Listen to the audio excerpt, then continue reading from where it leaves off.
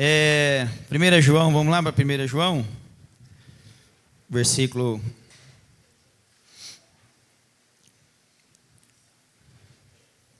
Quem achar pode ler para nós aí, 1 João 4,18. Obrigado, irmão.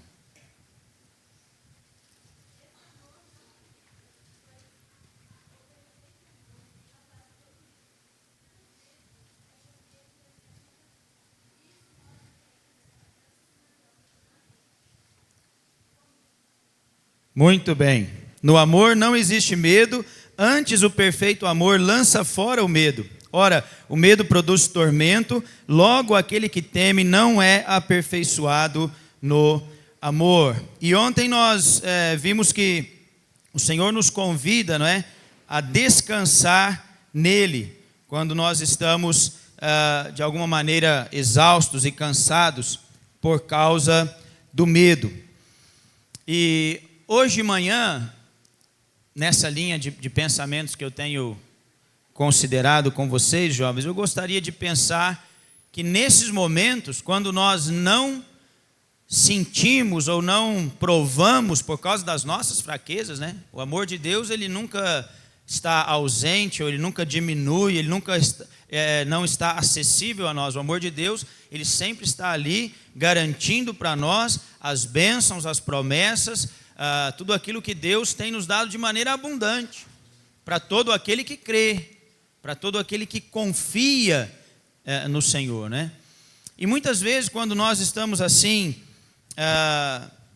atribulados, né? Desanimados, angustiados, feridos por alguma coisa, ou mesmo tentando resolver as coisas à nossa maneira, passando por tempestades e aflições, nós temos a tendência de pensar que, poxa, Deus abandonou a gente.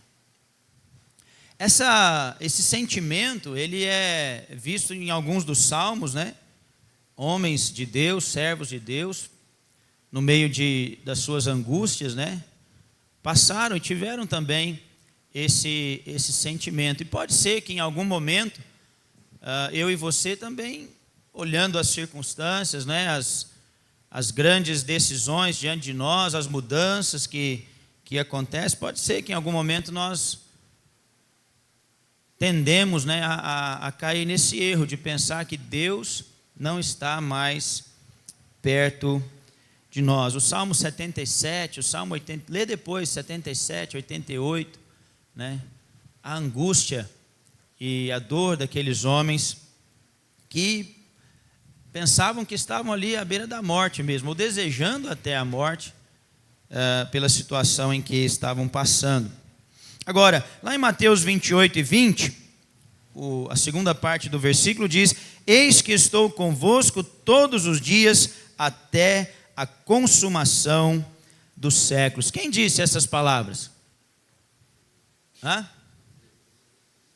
Não estou ouvindo nada, gente. Jesus que disse. Quando eu era criança, e a gente estava num acampamento assim, ou numa escola dominical, né? E o professor perguntava, quando você falava só Jesus, a correção era direta, né? Senhor Jesus. Então vamos lembrar disso. Mas Jesus também está certo. Então, o Senhor Jesus, ele nos prometeu: eis que estou convosco todos os dias até a consumação dos séculos. E quando nós enfrentamos medos e dificuldades, pode ser que a gente perca esta verdade, a noção desta realidade, desta verdade. E quando nós também queremos resolver as coisas à nossa maneira, quando nós queremos viver segundo a vista dos nossos olhos, ou para onde aponta o nosso nariz, né? Nós esquecemos de que Deus está conosco, e Ele está em todo lugar, né? A presença de Deus, ela está em todo lugar. Eu quero já pensar em duas coisas que isso, pelo menos, traz no meu coração. Primeiro é que eu temo e tremo diante de Deus, porque Deus vê e sabe tudo aquilo que eu estou passando, que eu estou fazendo, as minhas escolhas, aquilo que está escondido, aquilo que ninguém sabe, Deus sabe. E por outro lado, nós descansamos, porque o Senhor de fato batalha por nós, Ele luta as nossas lutas, né? E nós podemos recordar então as bênçãos de Deus, como nós mencionamos ontem, especialmente o perdão de Deus, o fato de Deus nos buscar pessoalmente. Você já parou para pensar nisso? Nós estamos num grupo grande aqui, né? Mas Deus pensou em você, Deus buscou você particularmente, pessoalmente.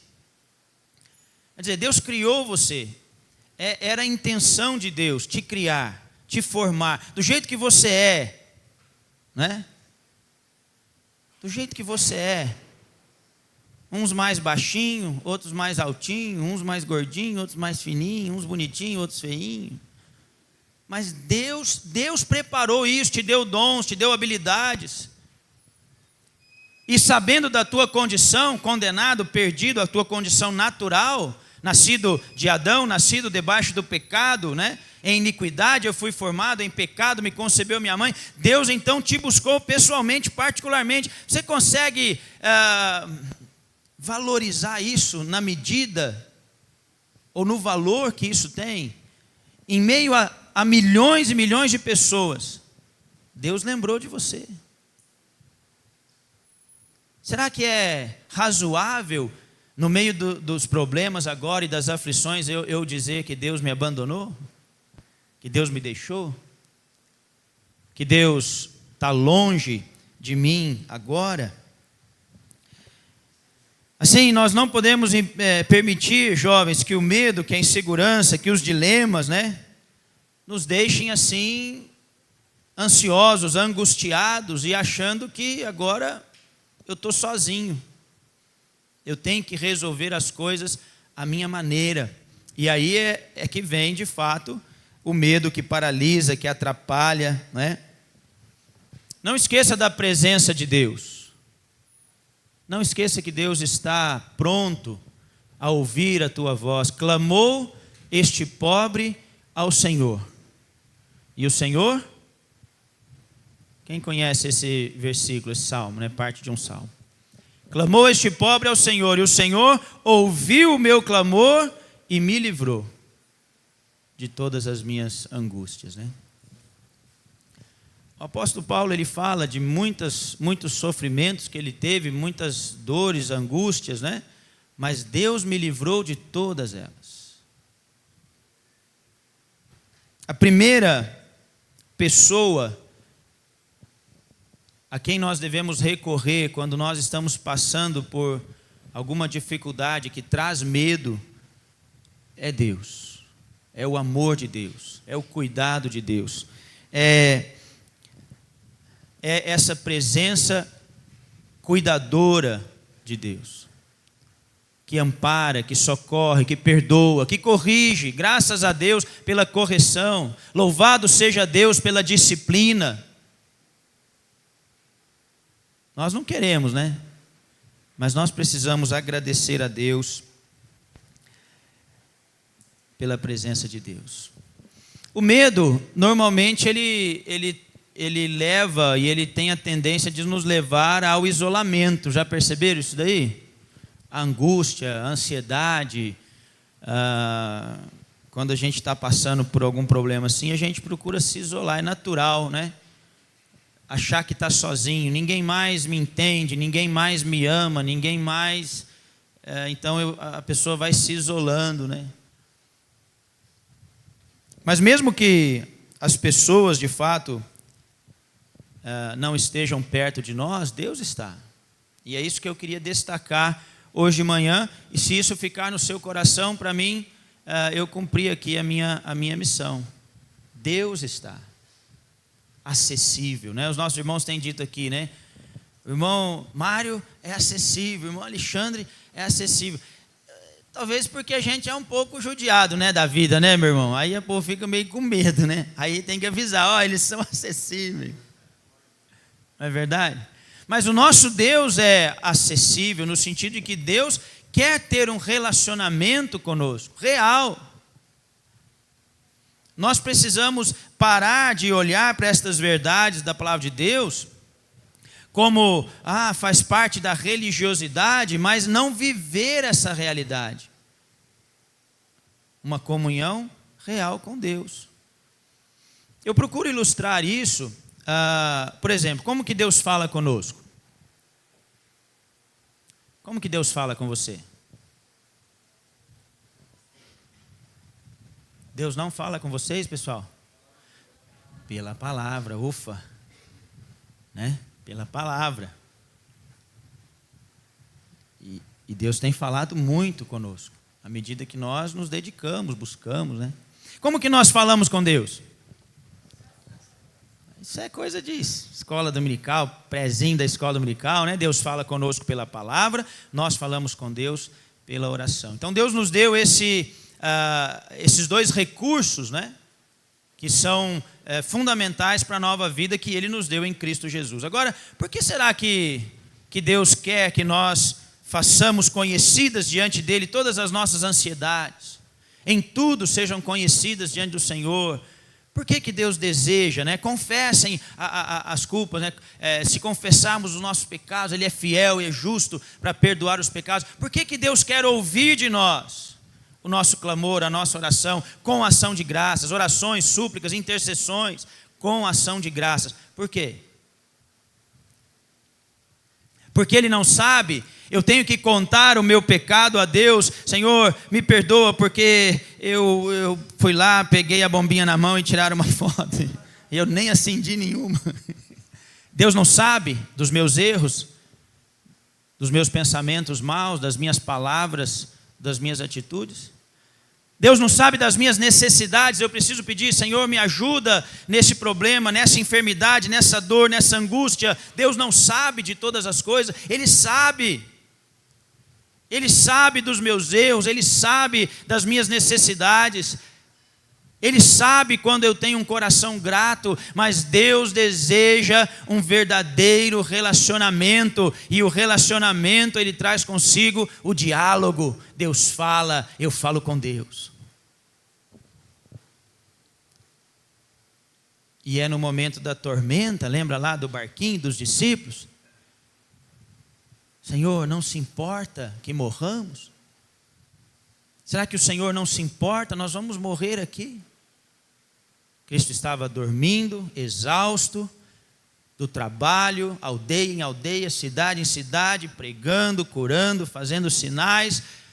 E quando ele acorda, ele diz: cala-te, aquieta-te. E houve grande bonança. É no meio do medo e da angústia, dos dilemas, das dificuldades, que nós devemos clamar a Deus e ver na nossa vida grande bonança. Aquietai-vos e sabei que eu sou Deus, diz o Senhor. Quando Israel saía da terra do Egito, Faraó resolveu ir atrás, o mar na frente, montanha dos dois lados, e o povo começou a ficar desesperado, né? A morte estava diante deles, o exército vinha, o exército egípcio, aquela multidão de pessoas, o mar na frente, montanhas que eles não teriam condições de transpor, e então Moisés, fala para o povo marchar. Manda ao povo que marche. E ele diz ao povo: aquietai-vos e vede o livramento do Senhor. Gente, esses textos têm que estar aqui, ó, tem que estar aqui, ó. Quando tem na nossa vida um mar, montanhas e o inimigo vindo com a faca nos dentes atrás de nós, eu preciso lembrar: aquieta-te. Alexandre, se aquieta e vê Deus agir na sua vida. Aquietai-vos e vede o livramento do Senhor. Essas 3 citações, não sei se vocês anotaram aí, são as únicas 3 vezes na Bíblia que aparece essa palavra aquietai-vos ou aquieta-te. Aquietai-vos e sabei que eu sou Deus. Aquietai-vos e vede o livramento do Senhor. E quando Cristo diz ao mar: cala-te, aquieta-te. Você está atribulado? Você está angustiado? Você está sofrendo? Você está ansioso? Você está com medo? Ontem o Senhor nos chamou a descansar. Descansa em mim. Eu não estou pedindo para você ser forte, para você ser o melhor. Eu estou pedindo para você descansar. Hoje Deus está dizendo, olha, continua na sua posição e vê Deus agindo. Agora, quando Deus disser marcha, então você marcha. Mas Senhor, tem um mar aqui, né? Marcha. Foi Deus que mandou. É a presença de Deus que está com você. Agora aqui eu preciso fazer um parênteses, né? É a presença de Deus que está com você. Você está em condições de estar na presença de Deus? Essa é uma questão importante.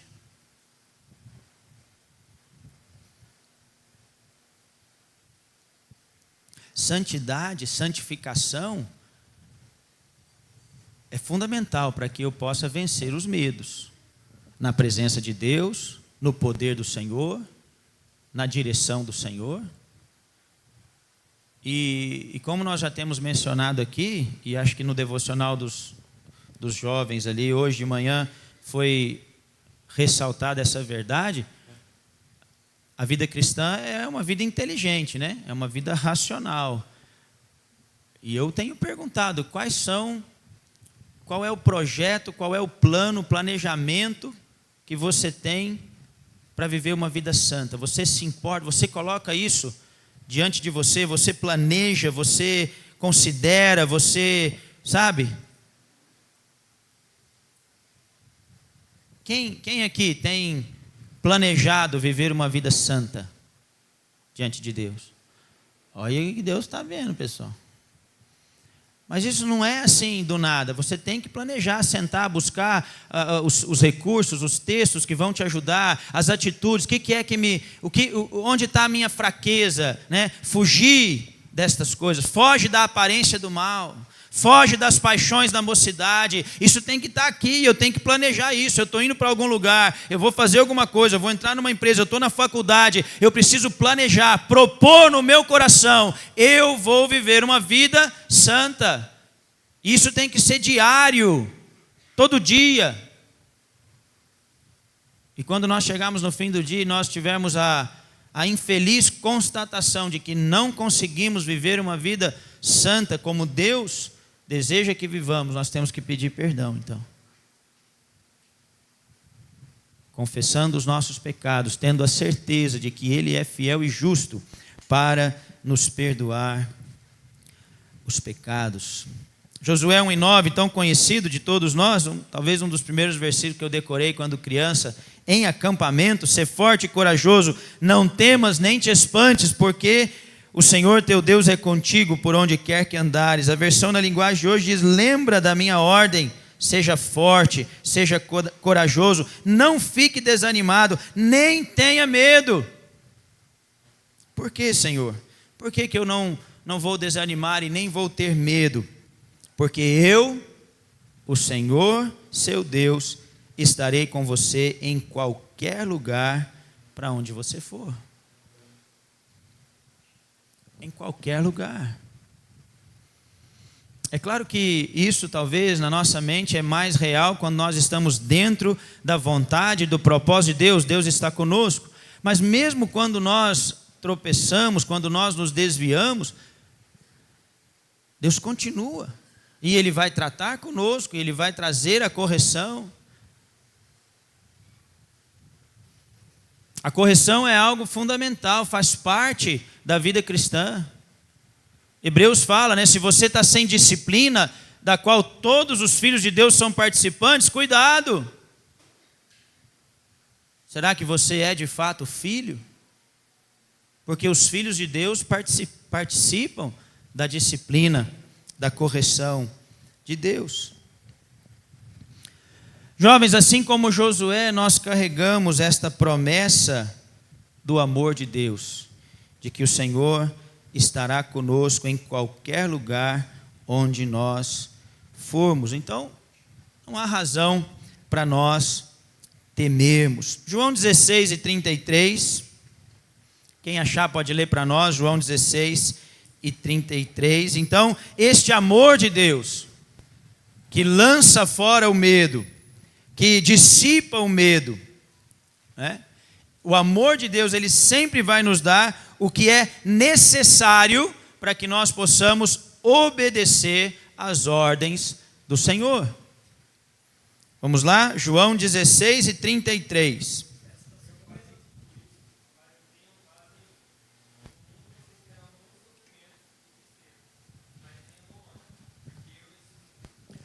Muito bem, meu genro. Qual que é essa versão sua aí? Viva! A linguagem de hoje diz: no mundo vocês vão sofrer, pessoal. Vocês estão pensando que o mundo é celular e videozinho rápido, como Mário Machado falou ontem, né? Não, a vida é difícil, é complicada. No mundo tereis aflições, no mundo vocês vão sofrer. Aprendam isso. Nós erramos, e aqui eu digo nós, os pais, né? Talvez eu possa dizer eu errei, porque eu tenho assim uma super proteção, tenta proteger demais, exageradamente. Eu entendo que eu erro nisso, né? Por exemplo, eu sempre achei que um parquinho não é lugar para criança, aquele é perigoso demais. Você viu a altura daquelas escadas que sobe, aqueles negócios que ficam balançando, aquelas gangorras, rapaz, aquilo é um absurdo, né?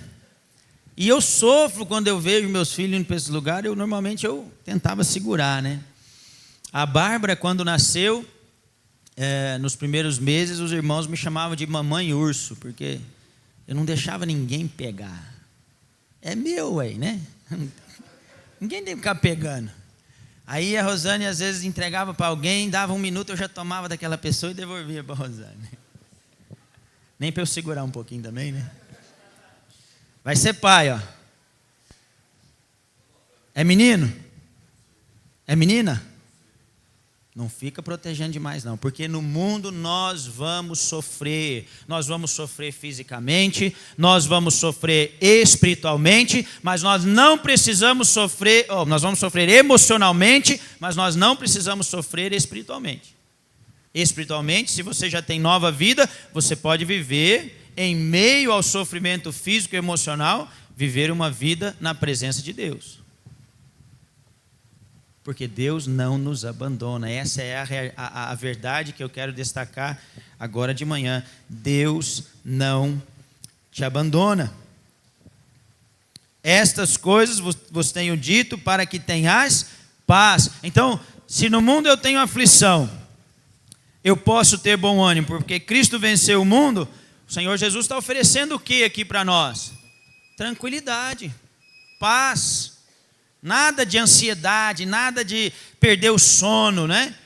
Em paz me deito e logo pego no sono, porque só tu, Senhor, me faz repousar em segurança.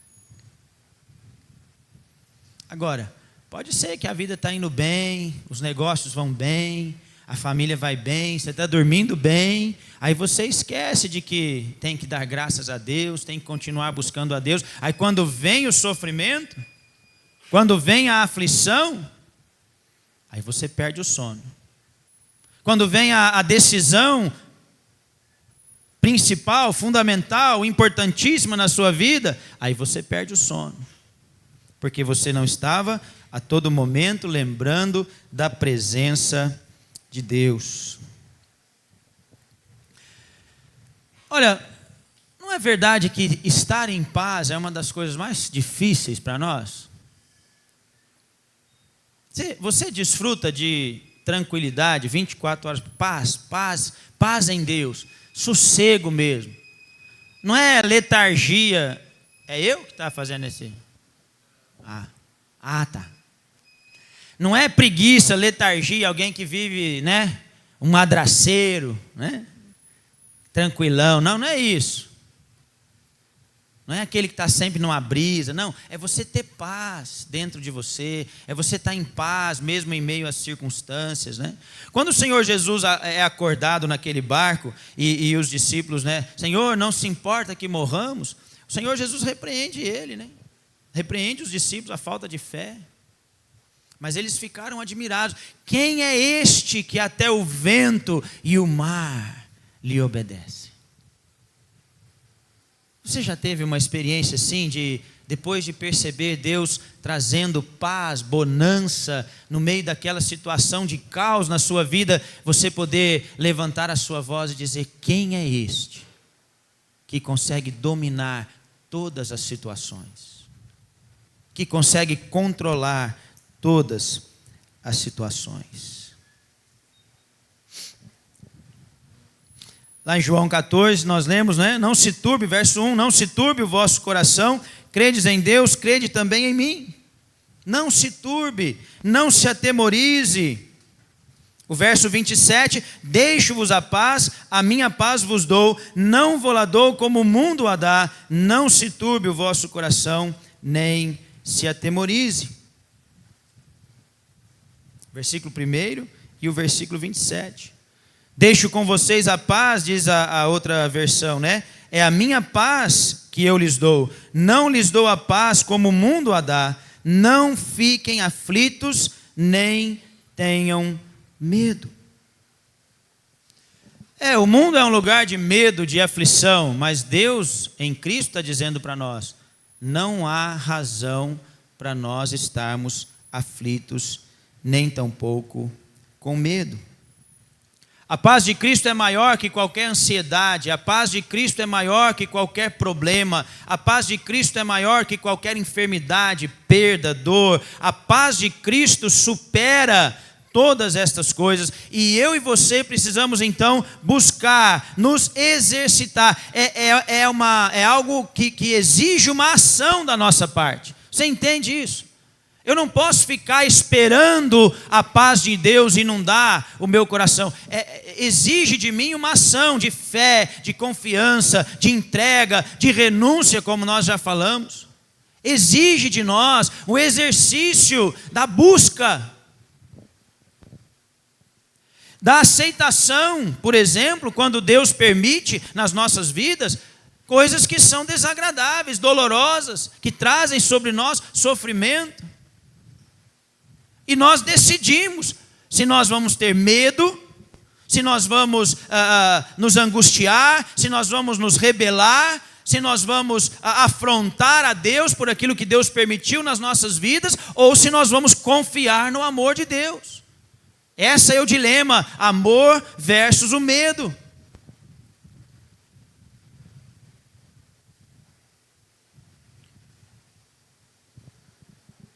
E talvez, jovens, nós deveríamos pedir mais a Deus que permita nas nossas vidas aflições e sofrimentos. Mas junto com o sofrimento e a aflição, que Deus nos dê de maneira abundante e que nós possamos experimentar isso, esse amor, essa presença, essa paz. E eu estou pensando aqui em Jó. E eu gosto do finalzinho da história. Você conhece a história, não precisa a gente recontar, né? E Jó lhe diz: antes eu te conhecia de ouvir falar, mas agora, por isso, a gente não lembra dessa parte. A gente gosta da parte do antes eu te conhecia de ouvir falar, mas agora de contigo andar. Mas a continuação do versículo é: por isso eu me abomino e me arrependo no pó e na cinza.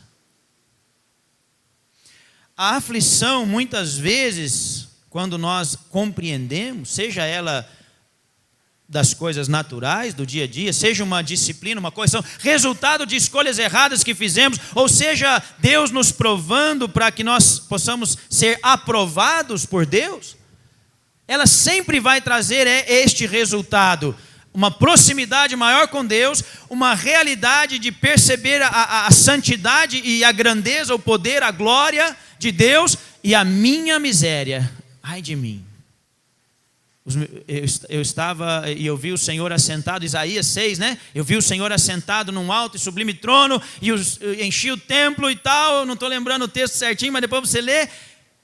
E então eu disse: ai de mim, porque eu sou um homem de lábios impuros, e eu habito no meio de um povo de impuros lábios. Jovens, nós precisamos destas convicções. Quanto mais perto de Deus, mais aparente a minha miséria, a minha necessidade de Deus, a minha necessidade do perdão, a minha necessidade do amor de Deus. Percebe? Agora os meus olhos te veem, por isso eu me abomino e me arrependo no pó e na cinza. E é o sofrimento que muitas vezes nos dá essa conexão, porque aí buscamos a Deus, né?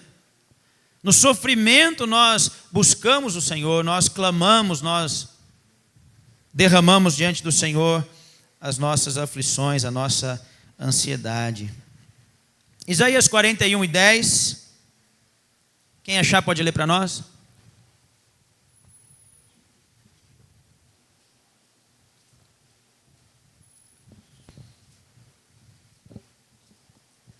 Isaías 41:10.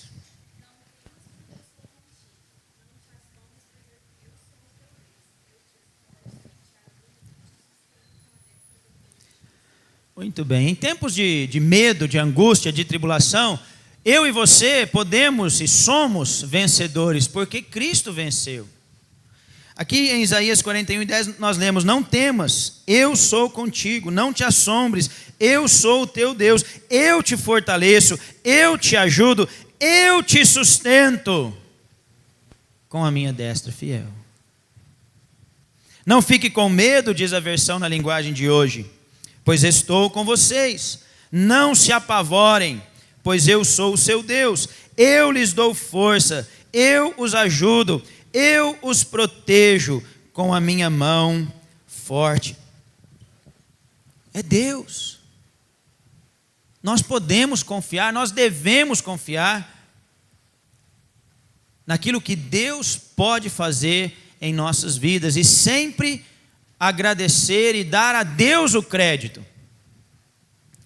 Paulo ele diz: pela graça de Deus eu sou o que sou. O que Paulo era?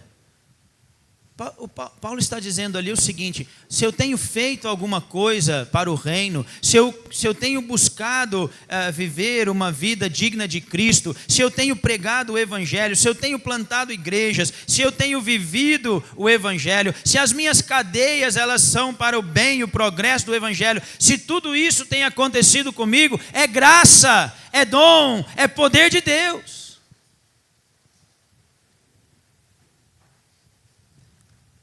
Será que nós podemos dizer, pela graça de Deus, eu sou o que sou? Se nós temos confiado no amor de Deus e não vivido uma vida de medo, de ansiedade, de expectativas frustradas, como nós falamos ontem de manhã, buscamos ter coisas que queremos e que não precisamos, seja na esfera material, seja na esfera emocional, naquilo que nós entendemos como uma religiosidade, buscamos, lutamos, investimos para ter e alcançar e provar e viver coisas que não precisamos, quando Deus tem tudo aquilo que eu e você precisamos.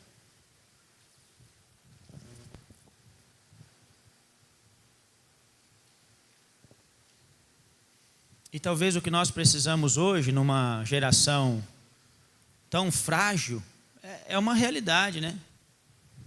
É uma realidade. Vocês são uma geração frágil, né? Talvez o que nós precisamos é um pouco mais de sofrimento, um pouco mais de aperto, de passar vontade, de privação, para que eu possa compreender que não sou eu, é Deus. Para que eu possa entender que Deus não me abandonou. Isaías 49:15. Acaso pode uma mulher esquecer-se do filho que ainda mama, de sorte que não se compadeça do filho do seu ventre? Mas ainda que esta viesse a se esquecer dele, eu todavia não me esquecerei de ti, diz o Senhor. Eis que nas palmas das minhas mãos te gravei, os teus muros estão continuamente perante mim. Ainda que a mãe esqueça de cuidar, de suprir as necessidades do bebê, do filho, né? Da criança, indefesa, Deus não se esquece de cada um de nós. Essa é uma figura linda, não é? Linda. Nosso irmão ontem falava alguma coisa de uma mãe que, protegendo os seus filhos, né, sofreu ali a violência de pessoas que afrontam os cristãos, né? Um amor a ponto de dar a sua vida ali pelos seus filhos. E nós sabemos como é o amor de mãe. E a palavra de Deus usa essa figura para mostrar, olha, ainda que a mãe possa se esquecer do seu filho, possa abandoná-lo, eu nunca farei isto. A versão na linguagem de hoje diz: será que uma mãe pode esquecer do seu bebê? Será que pode deixar de amar o seu próprio filho? Mesmo que isso aconteça, eu nunca esqueceria vocês. E é claro aqui o Senhor está falando com Jerusalém, né, com o seu povo ali, mas nós podemos tomar aqui o princípio, esta verdade para nós. Filhos de Deus, redimidos, lavados, perdoados, nascidos de novo, feitos filhos de Deus, a todos quantos o receberam, deu-lhes o poder de serem feitos filhos de Deus, a saber, os que creem em seu nome. Deus nunca vai abandonar você, Deus não tem abandonado a nenhum de nós. Nós não temos razões para dizer: o Senhor me desamparou, o Senhor se esqueceu de mim. Pelo contrário, Deus está perto de cada um de nós em todo momento. Eu vou partir para encerrar, para a gente não avançar no horário, mas eu queria que você pensasse nisso.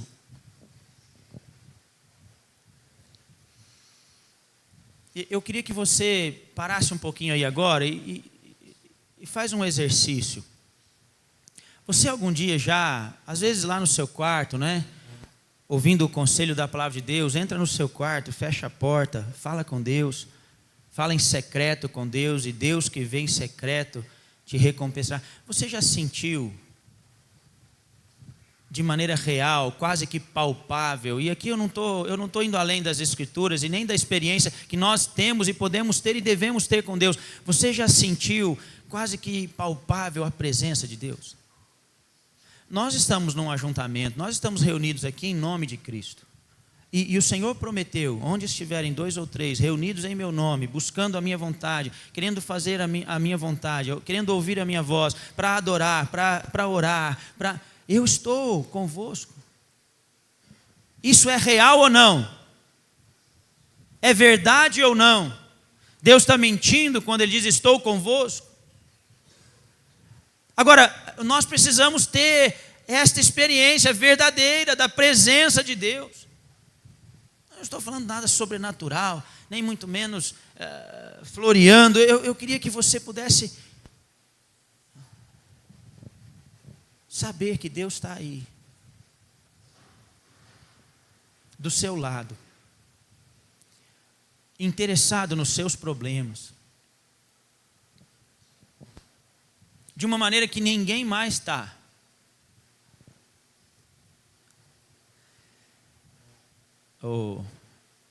Desculpa aí, João.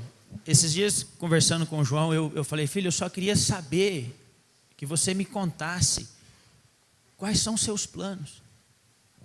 O que você está pensando? Eu sou pai, eu amo, eu quero saber, eu quero ajudar, eu quero orar, eu não quero interferir, eu quero, sabe? E quando eu vejo tem coisas que só quando a gente é pai que a gente entende na palavra de Deus. Quando eu vejo essa vontade minha de querer saber, sabe? E eu queria tanto que eles falassem um pouco mais comigo, né? Minha filha, depois que arrumou um namorado, nem fala mais comigo. Mas é esse sentimento, eu penso que é esse sentimento que Deus tem. Deus quer ouvir, Deus quer falar, Deus quer aconselhar.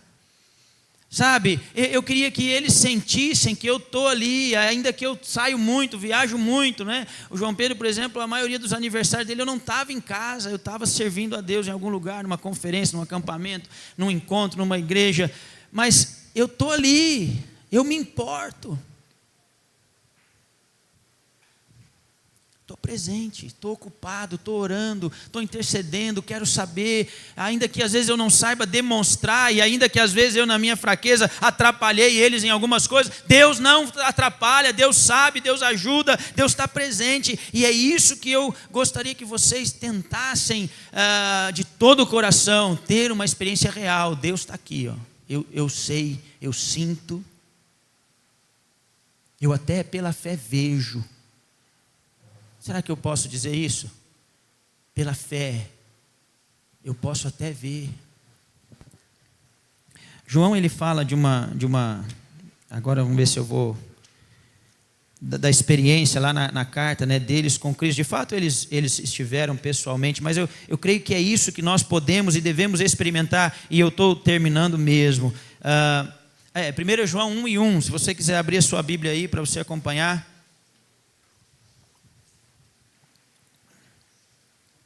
O que era desde o princípio, o que ouvimos, o que vimos com os nossos olhos, o que contemplamos e as nossas mãos apalparam. Isto proclamamos a respeito da palavra da vida.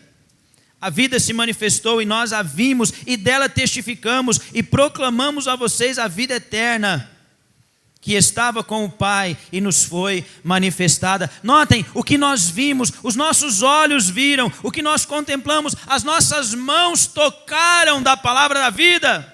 Eles estiveram com Cristo, eles caminharam com Cristo, eles aprenderam do Senhor, eles viram os milagres, eles ouviram a palavra. Quem fala como ele? Voltaram os soldados, né? Por que vocês não o trouxeram? Ninguém fala como ele.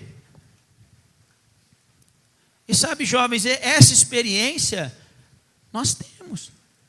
Eu vi, os meus olhos da fé viram, as minhas mãos da fé apalparam a palavra da vida.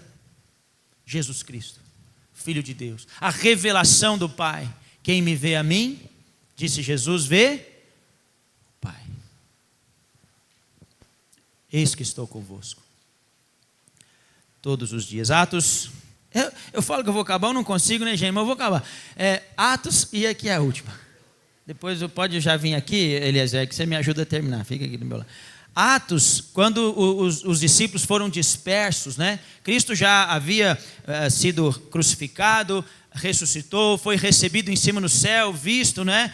Ali por quase 500 irmãos, e então houve a perseguição, eles saem pregando, e o texto diz, e cooperando com eles o Senhor. O que é isso? Presença de Deus, presença de Cristo. Cristo estava com os discípulos quando eles, dispersos, iam por toda parte pregando o Evangelho. No meio da perseguição, no meio da tribulação, no meio das dificuldades, quando perdiam as suas casas, quando eram presos, quando eram mortos, quando eram levados lá para ser comida de leões, Cristo cooperava com eles e o Evangelho crescia.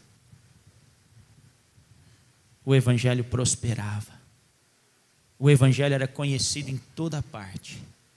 Porque estava tudo fácil? Porque eles tinham recursos? Não, porque no meio da perseguição, da tribulação, do problema, do sofrimento, Cristo cooperava com eles. Eu tenho muitos cooperadores, né? Dou graças a Deus por cada irmão que eu sei que eu posso contar, que ora, que intercede, que luta junto, que batalha, né? Hoje, aqui nesse acampamento, eu estou cooperando com o irmão Mário, né? Que honra para mim, que privilégio. Mas não tem nenhum cooperador melhor do que Cristo.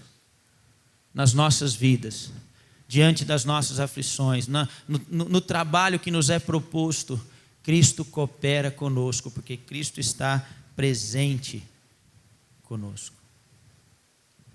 Que você busque esta experiência da presença do Senhor na sua vida. Amém.